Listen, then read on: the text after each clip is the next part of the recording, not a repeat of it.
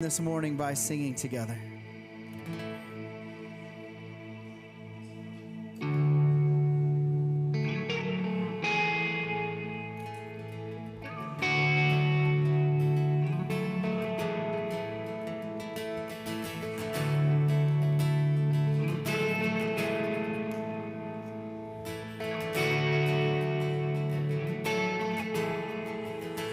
There is no fear, 'cause I believe. There is no doubt, 'cause I have seen your faithfulness, my fortress, over and over. I have a hope from you. I have a strength.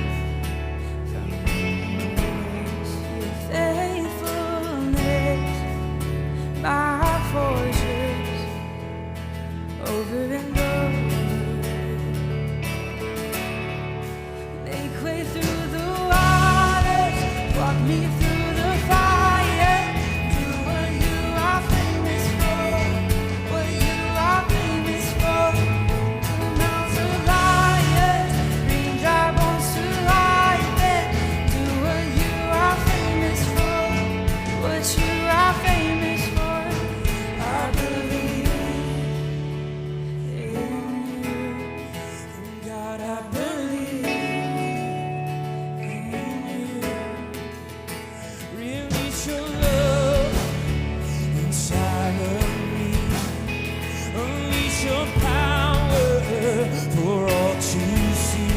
Oh, Spirit, come, fall on us over and over.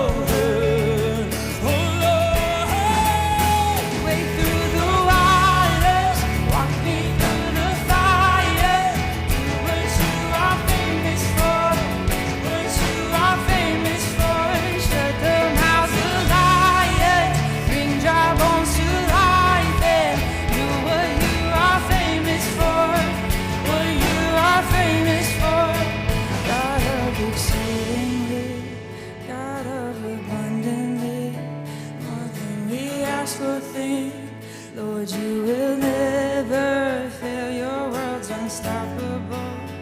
Your world's unstoppable. All things are possible in you. God of exceedingly, God of abundantly, more than we ask or think. Lord, you will never fail. Your name is powerful. Your world's unstoppable. All things are possible in you. Make way through the waters, walk me through the fire. Do what you are famous for, what you are famous for. Shut the mouths of lions, bring dry bones to life. Do what you are famous for, what you are famous for. I believe in you. I believe in you.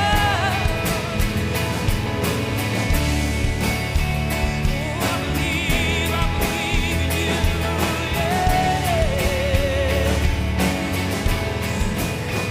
There is no fear, 'cause I believe. There is no doubt, 'cause I have seen your faithfulness, my fortress, over and over.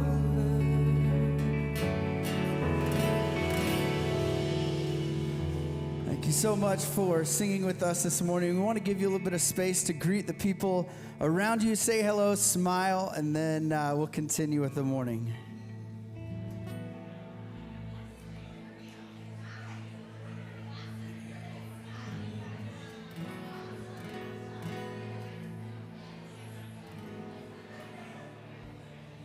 Key of B? B? B? D? Oh, my bad. This time it was me.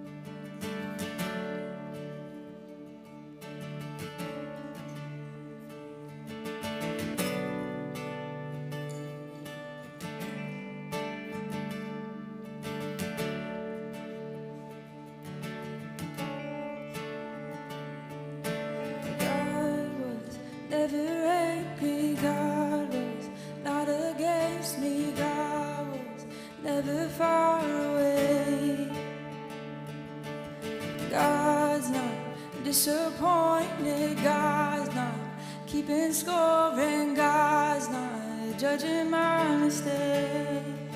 God is light, God is love. Do not fear, for God's with us. God is good, God is grace. God will never hide her face. 'Cause God is, God is.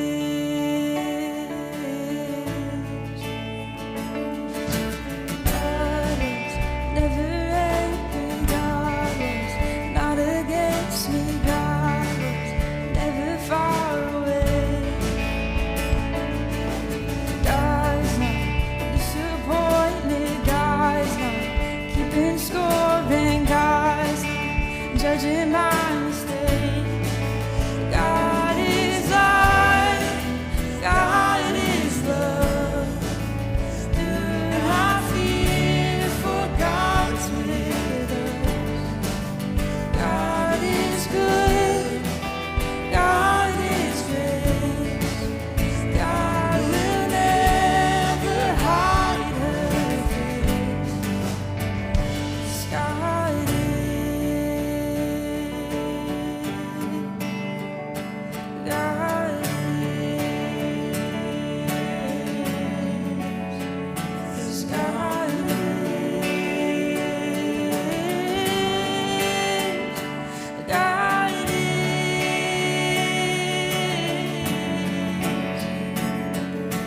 God is light, God is love. Do not fear, for God's with us. God is good, God is grace. God will never hide her face. God is light, God is love. Do not fear, for God's with us. God is good, God is grace. God will never hide her face. I see so clearly now. God is in the mystery. God is always with me. I was lost, now I'm found. Everything I once thought, blinded by the love. I see so clearly now. God is in the mystery. God is always with me. I was lost, now I'm found. Everything I once thought, blinded by the love. God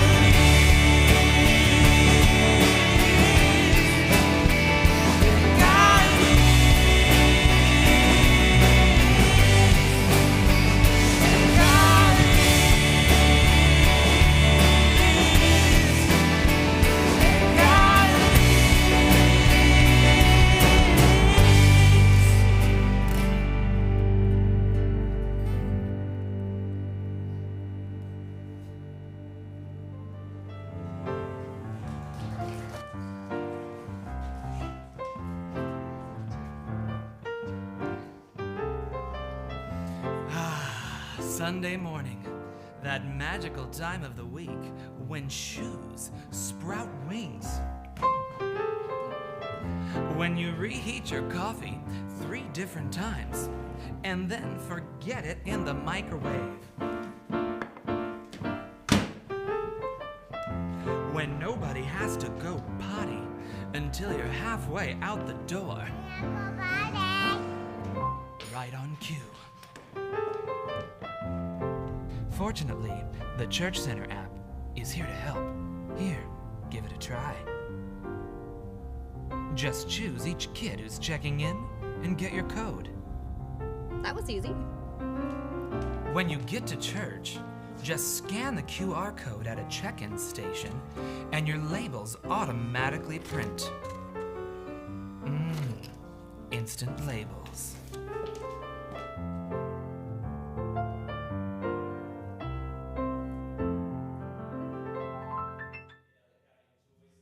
Thing a little too much. My name is Matt, and I'm the lead pastor here at Watershed. Thank you for. Oh, thank you. I would say that's my wife, but she's not here today. So a couple of things. First of all, this is one of the reasons we played that video is two reasons. If you're a parent here, if you're a family and you're like rushing to get in here on a Sunday morning, this new church app is really going to be helpful. You can check your kids in prior to arriving, and I don't know if you'll feel as passionately about the printed label as our gentleman in the film, but that's an option that you'll be able to take advantage of. If for the rest of us, this is still super important. Samantha Cordellini, who has been, give it up for her this morning. She has been championing this thing for months now. It's officially launched. It's fully functional. It's going to give you basically your whole Watershed world in the palm of your hand. And so when you're wanting to sign up for things, if you want to be informed about what's coming down the pike in terms of our calendar and events therein, series, groups that you're a part of, our preface group that started a couple of weeks ago, we all downloaded it and we're already like talking back and forth with one another through the app. So it's a super helpful tool, and I hope that even if it's your first weekend, go ahead and download this thing and you'll kind of see everything that goes on in terms of who we are at Watershed. We had someone, I think they're like 20 or 21, that downloaded and was super excited. So it passed the millennial test. So we're really excited about that, and we want you to be a part of that moving forward. Also, a couple of things in terms of getting connected here at Watershed. In just a couple of weeks, on April 22nd, we're super excited to host the next ICU Talk event. Yeah, our own Kim Honeycutt. Kim, shoot a hand. Yeah, who is always so shy. ICU Talks, it's a mental health ministry that we're super excited to host here. Happens 4 times a year, April 22nd, 6 p.m. David Hayward, who is a author, speaker, artist, known as the Naked Pastor, need I say more, would love to have you come out on that Saturday night. It's free, but you got to sign up. So please take time to do that if you plan on being a part of it. Also, something else that we've been talking about for the past several weeks is something called regional collectives. And so as we have started to find more energy as a community, part of the work that our staff has been doing is trying to figure out what does it mean to connect people that live near one another, your neighbors, the people in your neighborhoods. We've had over 100 adults respond to this. 36 of you told me that you would either be willing to host or serve as a liaison and all that. That's some serious momentum. And so here's what we need from you. We need you to continue to keep signing up. A couple of dates that are important to be aware of: April 16th and April 30th, immediately following our Sunday morning gathering. We're going to do like a meet and greet for regional collectives. So if you live kind of in the Matthews area, we're going to help you at least get introduced on those Sunday mornings to some of the folks that might be showing up in those. And then I think it's May, is it the 21st? I think it's May 21st. We're actually going to try it in those locations throughout Charlotte. And as soon as that happens, we're going to start scheduling the next one, which I think is already on the calendar for June 25th maybe. The point being, Watershed is such a completely different community than it was 4 years ago. We've extended our reach. So there are people in Gastonia. There are people in Rock Hill. We have someone that drives 45 minutes on Tuesday nights from Clover, South Carolina, to be gasp. Clover, South Carolina, to be a part of Preface.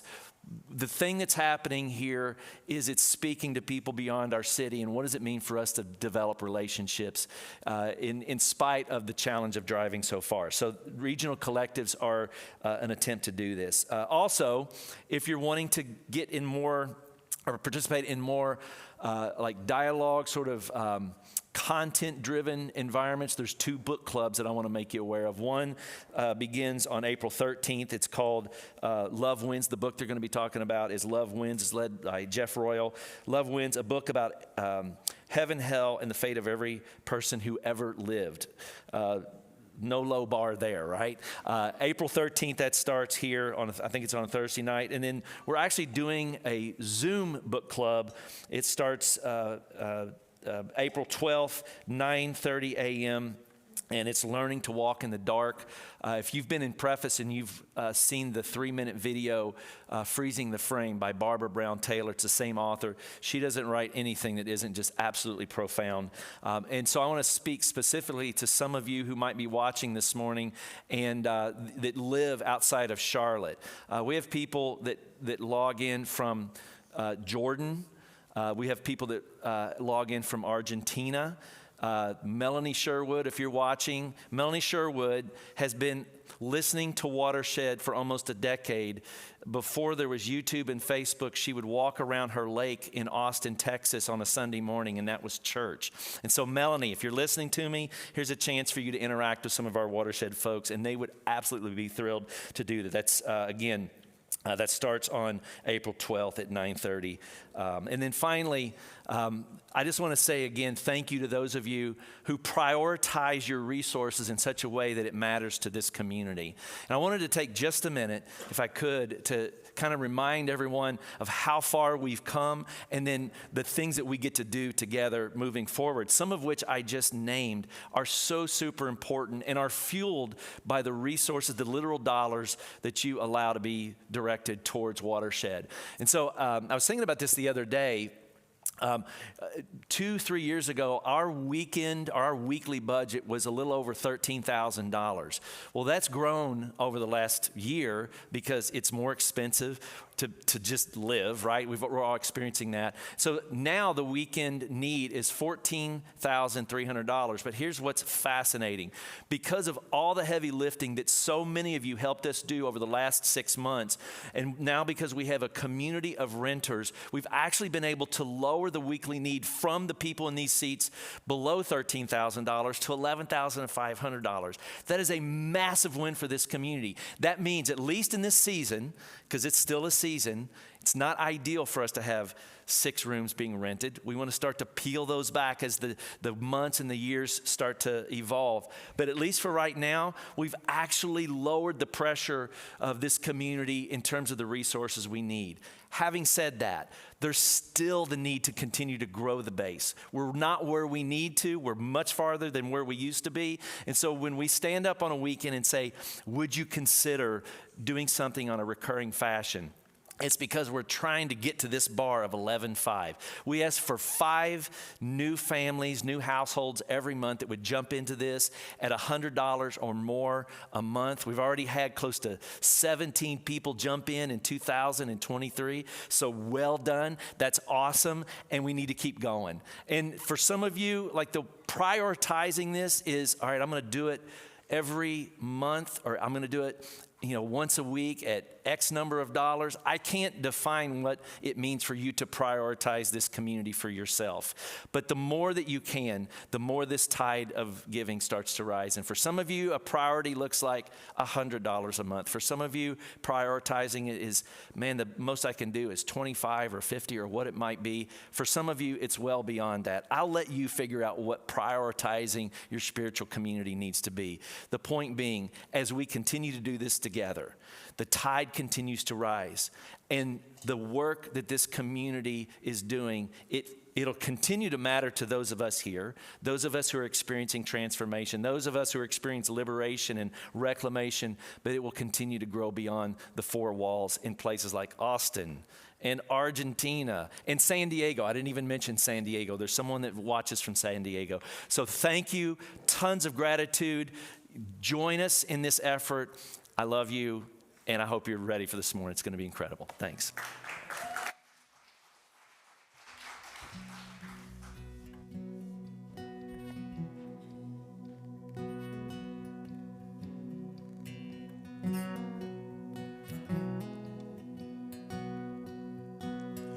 In the cool of the day,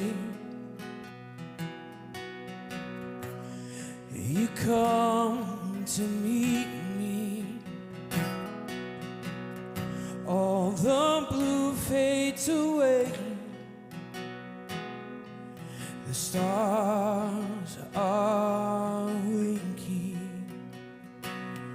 Your love so strong. I can't recall what was this thing they call the fall, and you walk with me. You never leave. You're making my heart a garden.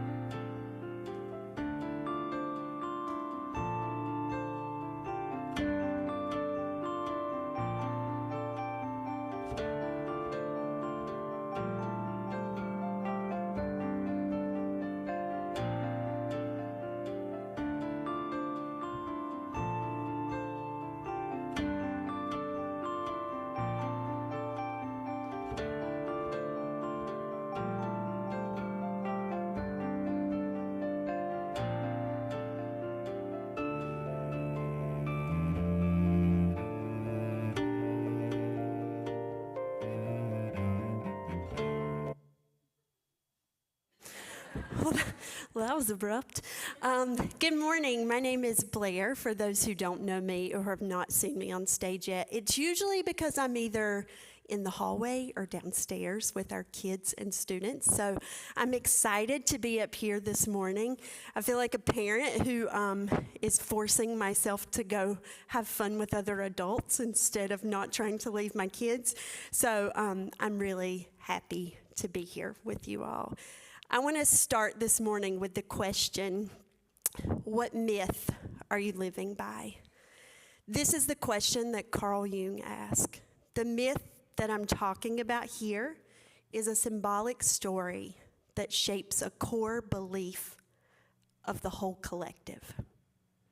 It's encoded in humanity through evolution or spiritual processes. It shapes the understanding of human existence. And it not only affects us personally, but corporately.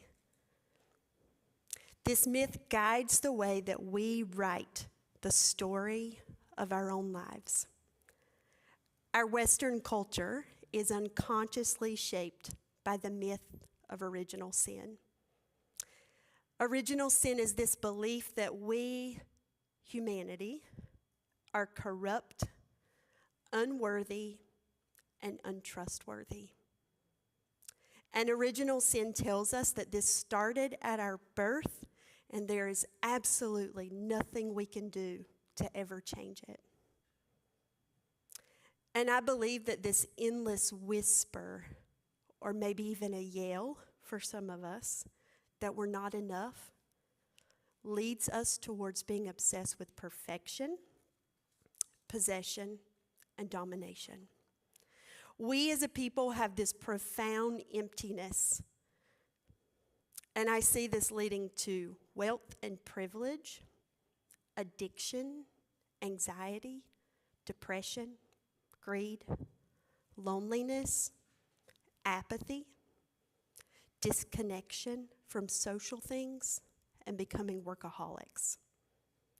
We have unconsciously centered our entire lives around this idea, this belief, this myth that we are not enough. And when I think about the things that Jesus mentioned wanting for us, it always comes back to peace and love and hope.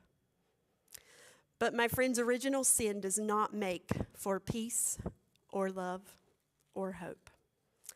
Instead, it encourages discord, disintegration, it brings fear and anxiety, and it convinces us to approach our world with scarcity in our mindset. It leads to complete selfishness and egocentrism and is at the root of every act of violence and hatred. In Buddhism, there are these things called hungry ghosts.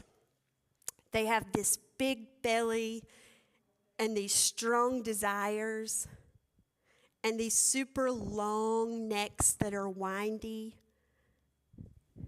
And they desperately want to take in everything that they need, but they can't. They are stuck with this insatiable hunger that can never be satisfied. The myth of not enoughness makes us all hungry ghosts. We are unable to take in what we so desperately need. No matter how many times we cram our mouths full, no matter how many times we try to swallow, it gets stuck in the neck and we're unable to digest it. So we live starved. We live unable to embody this goodness and to make it our own. Today, I want to propose that we consider living by a different myth. I want us to check what is at the center of our souls. I want us to let go of the shame and guilt and searching outside of ourselves. I want us to discover a better story than not enoughness. As we go through this series of learning and unlearning about the divine and ourselves, I want us to together consider replacing original sin with original blessing. Original blessing, a concept by Matthew Fox, replaces that gnawing not enoughness with the promise that we are loved beyond measure. And that love is the steadiest, most powerful force in the entire world. It's a love that we can never wander away from, a love that we can't break, no matter how hard we've tried. And if you've read the Bible, or you live in Charlotte and drive on the freeway, you know we've tried. So, in going back to the very first story in the Bible, do you really think that a piece of fruit could break a love like that? As we enter Holy Week, we can add the stories of betrayal and mocking and rejection to that list. And then there's the crucifixion. Friends, if that didn't change this love, then we have to ask ourselves, when will we really believe that love wins? Original sin says that our humanity is a hindrance to our faith. Original blessing says that humanity is how we connect with God. Humanity is our mind, our body, our soul. It's our divine intuition. It's this promise that we can trust ourselves and the person beside us. It does not demand humiliation or shame. It doesn't ask us to see God as a punisher or a withholder. Instead, it asks us to yield to this understanding that God loves all of creation more than we could ever imagine. Original blessing freely gives out inherent dignity upon all of creation. It replaces this separation from God, and it unifies us instead. Danielle Schroyer, emerging church founder, author, speaker, and former pastor, she jokes and says that everyone who's had a spiritual breakthrough or an epiphany has said that the truth of the universe is union. She jokes and says, nobody's seen behind the veil, and it's a fractured mess. Instead, when people come back, they say things like light, love, connection, and unity. And why is that? Because I think one of the deepest truths of humanity is that we are in God. God is in us. That's the state of things. Kind of like the air we breathe. Oh, move my mic. Is that better? Down. Is that better?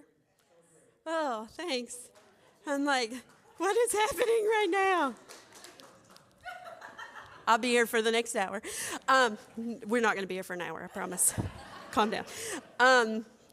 This is the state of things. So it's kind of like the air that we breathe or a fish in water. It's just there, and we don't even realize that it's there. So as you and I are breathing right now, we are breathing in the oxygen of relationship. The spirit of life, our mother God, gathered this fertile topsoil of the earth in her hands and breathed life in it. And now there are many of billions of life forms that God has loved into being. We are in God. And God surrounds us, God loves us, and God is the love. Every human born desperately needs to be loved and to belong. And original blessing tells us that that love and belonging is actually our home. That's the story in Genesis 3. It's not the beginning of a fall. It's the beginning of a beautiful adventure where we practice coming home to God no matter where we've roamed. It's this invitation into participation. Original blessing isn't based on perfection. It isn't a trophy that everyone gets just for participating. It's not about the gifts or talents that we have. It tells us that we are all loved with the exact same love. It's a posture of humility. We don't own it. We don't get to keep it from anybody else. We can only share it. It's our identity. It's who we are. And maybe when I go back to Genesis 3, this is why I always struggled with this story as a kid. You know, it just never felt right. It makes sense because the same people in history who thought everything good and bad was linked to our lineage and to our genetics and bloodlines, they would blame all the bad in the world on our parents. I mean, I think we've all blamed our parents for something. But when I really trace back to the roots of my selfishness and my feelings of not being enough, there weren't specific people to blame. There was this myth that carries this image of being separated from God. This myth of original sin just screams victim mentality. And I can't accept that. I can't accept that the 130 mass shooters for this year already were just sinners that couldn't help themselves because of a piece of fruit. Suffering is incomprehensible and overwhelming, and original sin can't continue to be the explanation. When we are in the trenches of pain and grief, we can't blame sin and just say that God will fix it. If you've been there, then you know that the only thing that even feels right to hear is someone telling you that God is with you.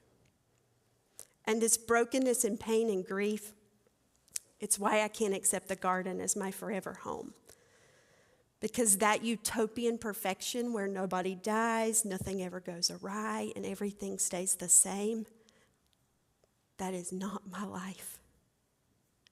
And in sitting across the table and having coffee or wine with most of you in this room, I can say it's not yours either. So my question when I read this story is, what in this story will help us out today where we are right now? I believe Scripture is a guidebook, and it's full of stories for us. It's meant to provoke us and help us to confront and realize and accept and see differently. And so whenever I read this story in Genesis 3, what I get from this story, the Garden of Eden is not a forever place. It is a womb. It is a holding place of warmth and belonging and being wanted and being loved. It's an idyllic, joyful, loving childhood beginning. But friends, we were always destined to grow up and leave home. Because the fields that God created beyond the garden are and have always been intended to be our home. If I ever created a translation of the Bible for kids or students, I'd definitely frame this story very differently from what I heard in my own childhood. And whenever I plan and train and teach our kids and students and volunteers, I don't teach original sin. And there's a few reasons why. The first is the church flourished for centuries, I'll say again, centuries, without this concept. There was no original sin. And out of the major religions in our world, Christianity is the only one that accepts it. And that's not even across all of Christianity. Even our Jewish ancestors have consistently rejected this idea. I see original sin like the red sock in our laundry full of whites.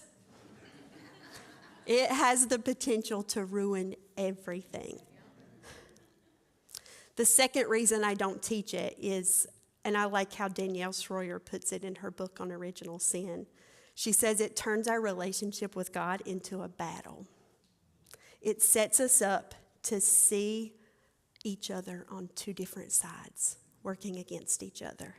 It's kind of like a toddler, okay? I've seen real stories where they didn't want you to pull your chicken apart and they wanted everything to be a whole. And I won't say names, but I've actually watched this. And I watch the parents with them, and it's not a battle for them.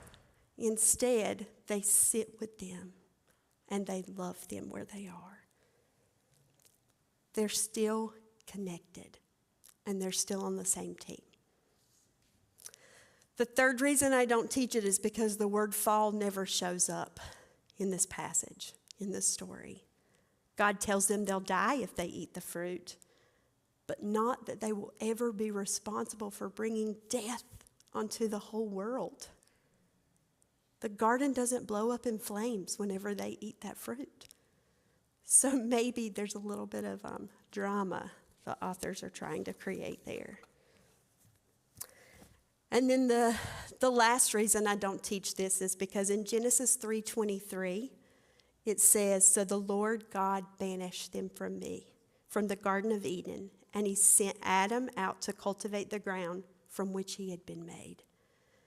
The Hebrew verb that describes their leaving can be translated as banished, set away, expelled, sent out, and set forth.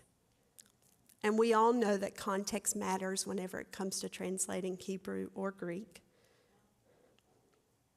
So most scholars actually agree that banished here is not the correct understanding of this word. It is thought that this word banished here actually means sent out or sent forth. And we see this same word show up in other passages in the exact same way. And it's always meant as a sending in peace. In 2 Samuel, in 1 Kings, in Jeremiah, they're all being sent out in peace. And it's interesting in the story because God didn't send them out naked. God didn't even send them out with these little leaves that they covered themselves with. Instead, it says that God made them clothes. Clothes that mattered, clothes that would keep them warm, clothes that were better. It wasn't a divine spanking. It wasn't a go to your room experience, but it was a sending out. And it shares the same meaning and imagery as the word benediction, where we are reconnected and forgiven and fed, and then sent out into the world to love it fiercely. So friends, I ask you this morning, what if God didn't banish us, but benedicted us? Jesus doesn't say, "I am the forgiveness." Jesus says, "I am the life." So like a mother who opens her body for a child to be born, God creates space for us to come to our full existence. So this isn't a fall, it's a birth. And just like an actual birth, it's painful and exhausting and hard. And it shifts everything that you knew in this world to a new normal. But every transition is this way, right? There's an ending and a beginning. It's an endless cycle of little deaths and little resurrections. So we must cross the threshold from the garden into the fields. But as we cross, we must know that we carry with us the same wholeness that we were born with. Sometimes it's hidden, but it's always there. And if that feels idealistic to some of you, it's only because we've all been told this myth that we are not enough. We've been conditioned to see ourselves as broken without any hope of fixing it.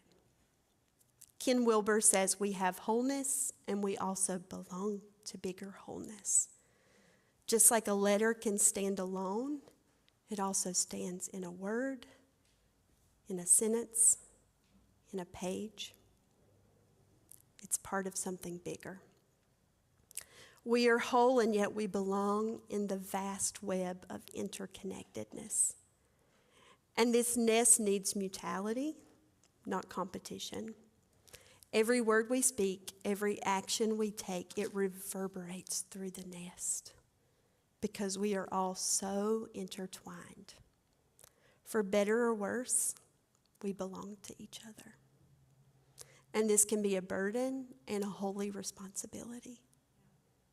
When we disconnect from our dignity and when we try to disconnect others from theirs, we betray the beloved.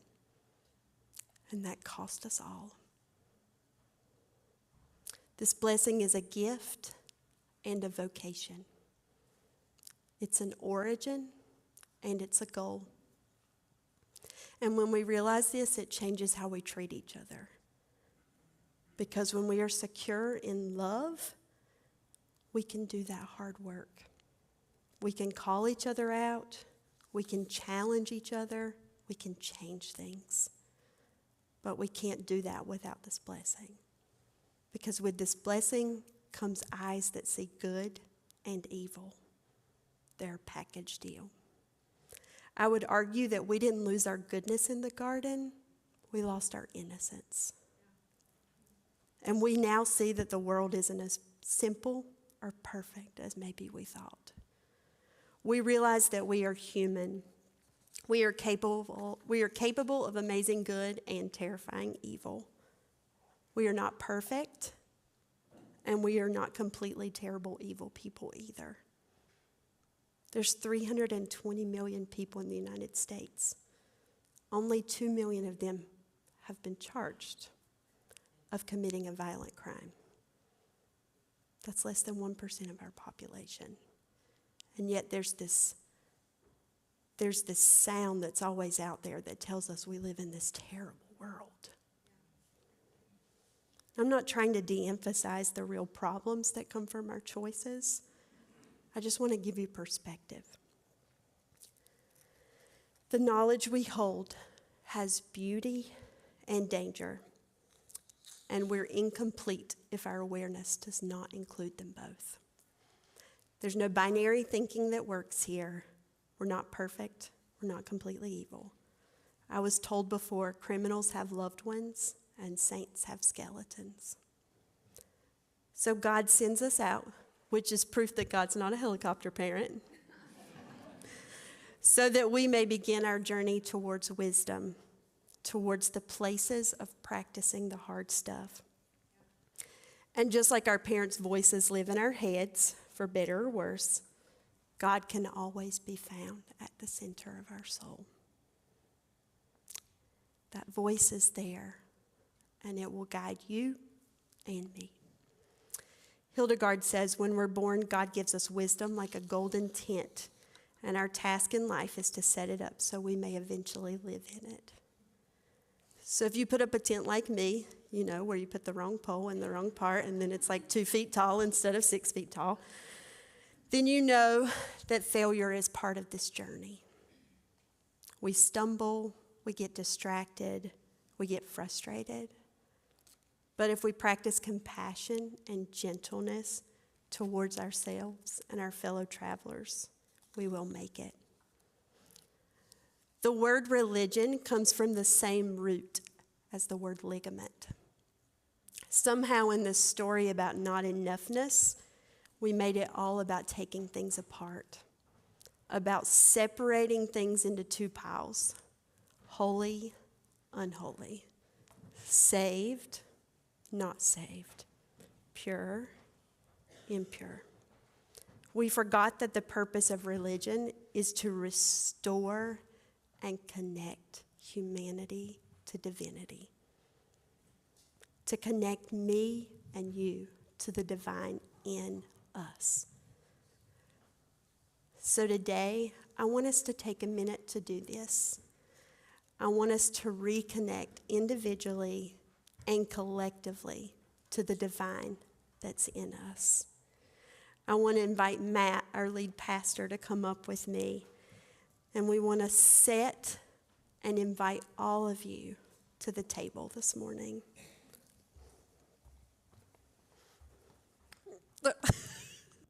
Well done. Well done.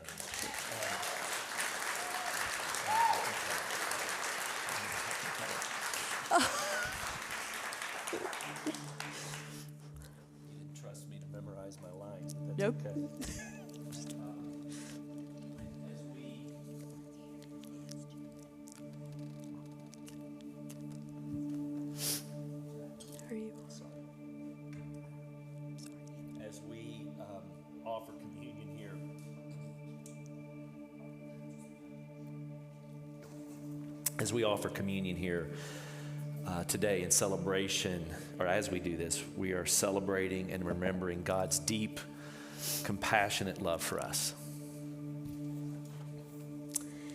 This table, I know middle school and high school are in here, so this table, I know there's not a real table here, just so you guys know. It's a pretend table, I need you to imagine. But it's a place of gratitude and storytelling and relationship. On the night that Jesus died, hours before his arrest, sitting around the table sharing a precious meal, he broke the bread that had been given, and he began to pass out pieces of this bread to the people that were with him. Then he took the cup and filled it and shared it with his friends, telling them to remember him. He connected us in that act to the divine that is in all of us. He took two ordinary things and he made it a party.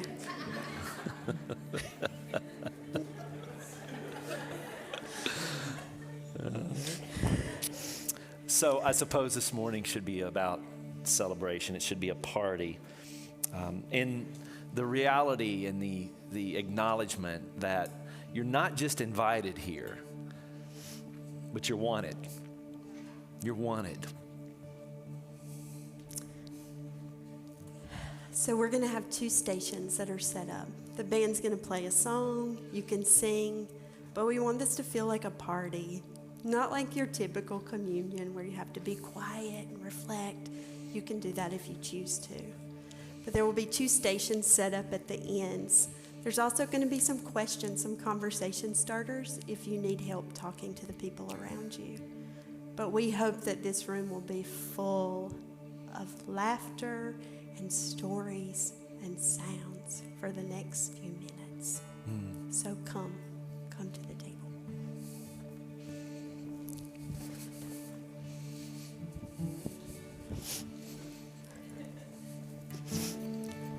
There you go. There you go. All right, Ty, will you hold that? Here, come to this side. Right here.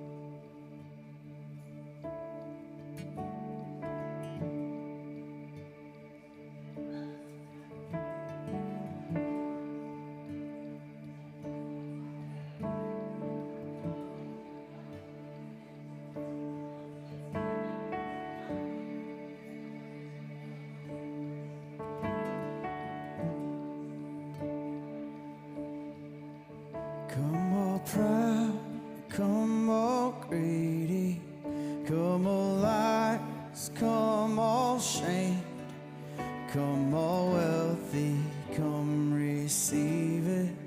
To the table, come rooted. Come all broken, come all needy, come all poor, come all slaves, come all rulers, come be seated. Come all sinners, come all saints. Come to the table from near and far. Come from the shadows, come out of the dark. There's room at the table.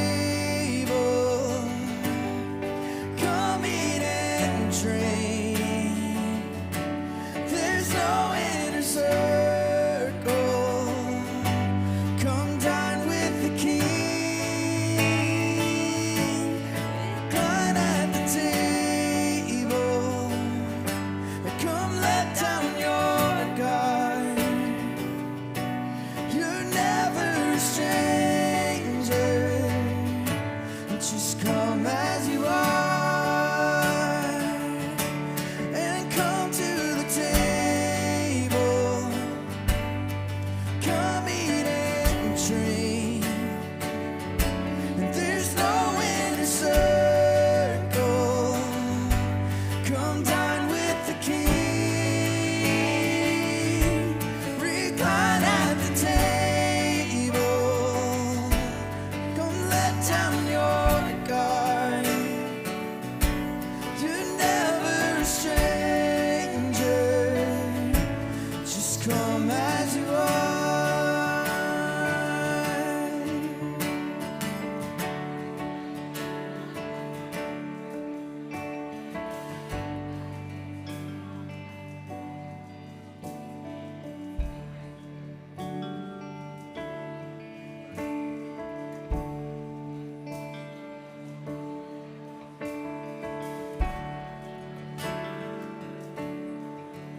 Every race and every nation, come all rebels, come all gay.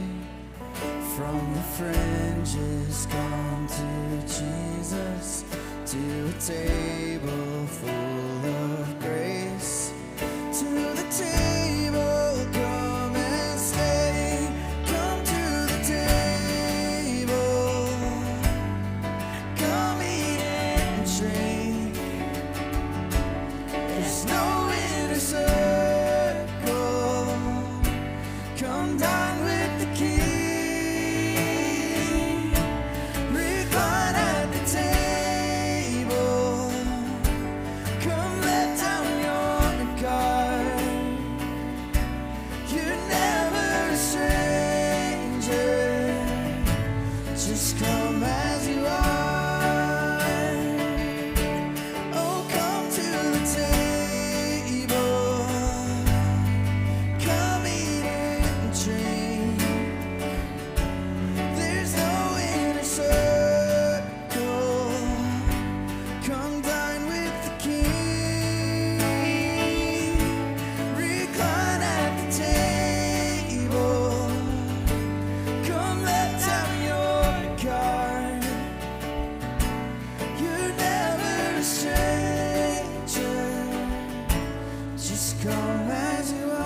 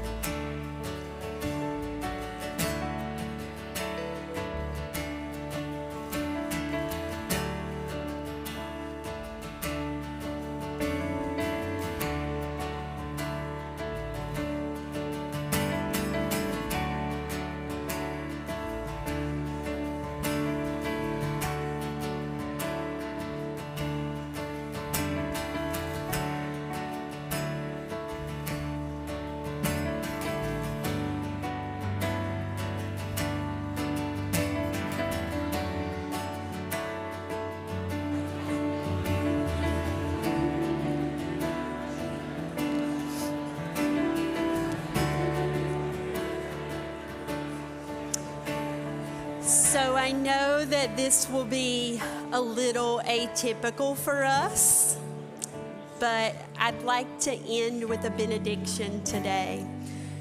So I want to ask you to stand wherever you are. Doesn't matter if you're back at your seat or not. And if you'd like, you can put your hands out to receive this. You can close your eyes, however you want. But I wanted to end with a benediction or a blessing, a prayer for all of you beautiful wanderers, I hope that you showed up today and something was meaningful in this space. May every breath you take be an overwhelming reminder of God's presence in your lungs, in your bones, and in your soul. May we listen to and share stories with warmth and curiosity and generosity. May we cling to the radical truth that we always, always, always have a place at the table. May we let the Spirit push us towards justice and goodness and mercy and hope. May we know the support and love and trust of deep community, this vast web of interconnectedness not only welcomes you, but wants you.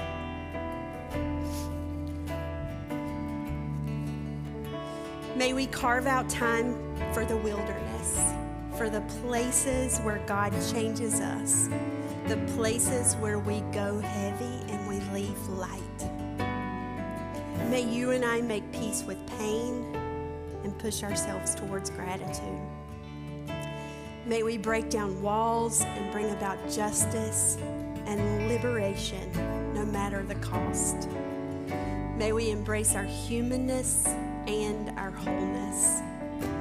May we remember that our deconstruction is not just for ourselves, but for our whole world. May we be misfits and hungry and healers and cultivators of hope and love. May we remember and embody that we are loved beyond measure. May we be people who remind others that they are also loved beyond measure. And may we lean into the promise that we are all enough. Amen.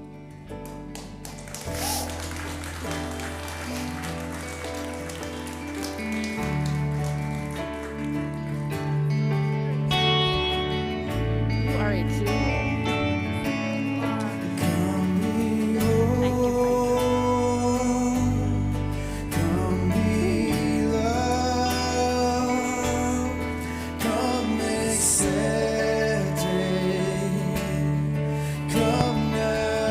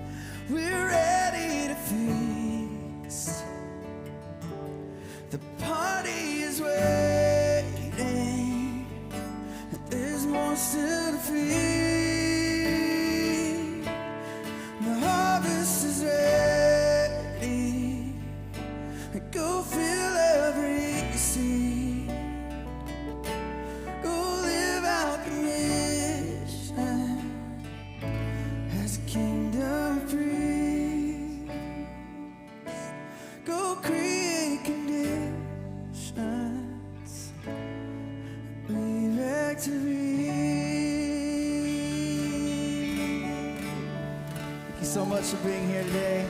Have a great week. See you next Sunday.